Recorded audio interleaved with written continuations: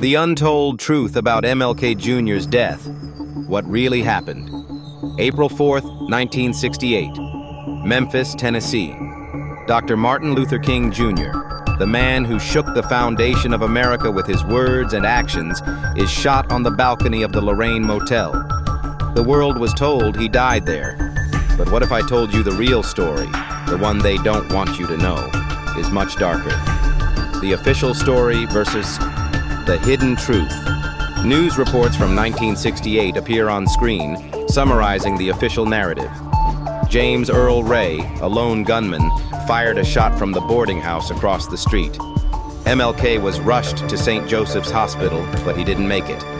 That's the version of history we've all been told.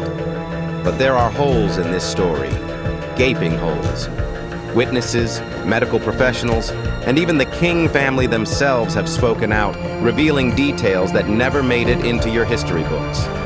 Witnesses like Nurse Lula Mae Shelby and Dr. William Pepper, King's attorney and investigator, tell a different story from what they know firsthand. What really happened at St. Joseph's Hospital? Dr. King was still alive when he arrived at St. Joseph's Hospital. He was critically wounded, but he wasn't dead. According to medical staff who were there that night, King was breathing. His pulse was faint, but he was still holding on. One thing all witnesses seem to have in common with what they know is that MLK Jr. arrived at St. Joseph's alive. Then something disturbing happened. According to the testimony of Dr. William Pepper, a group of white doctors, nurses, and even law enforcement officials made a chilling decision. Dr. King was not to leave that hospital alive. Nurse Lula Mae Shelby later confided in her family that she witnessed the moment of his murder. As doctors tried to save King, someone ordered them to stop. And then, the most horrifying detail of all, Dr. King was smothered with a pillow until he stopped breathing.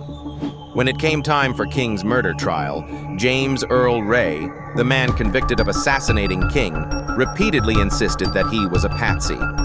He claimed he was framed, and that powerful forces within the government orchestrated the assassination. And here's where the story takes another twist. In 1999, more than 30 years after King's death, the King family took the U.S. government to court, filing a wrongful death lawsuit against the government and alleging a conspiracy to assassinate him. After hearing overwhelming evidence, including witness testimonies, FBI documents, and forensic analysis, the jury ruled that Dr. King's death was, in fact, the result of a government conspiracy. After the trial was over, Dr. King's wife, Coretta Scott King, had this to say: "We have done what we can to reveal the truth, and we hope that history will see it for what it is." One might ask, why does this little-known information matter today? You see, Dr. King was not just a civil rights leader, he was a threat to those in power.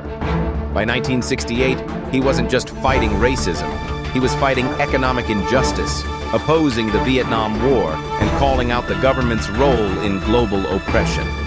Dr. King's Beyond Vietnam speech still rings relevant to this day.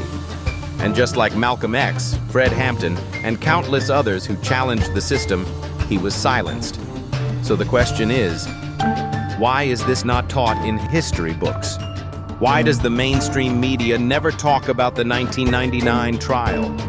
And most importantly, who else has been silenced that we don't even know about? Here's the call to action.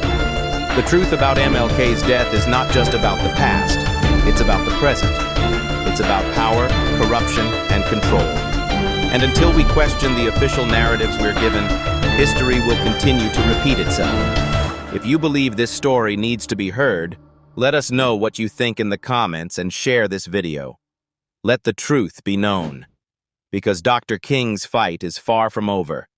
Rest in power, Dr. Martin Luther King Jr., 1929 to 1968.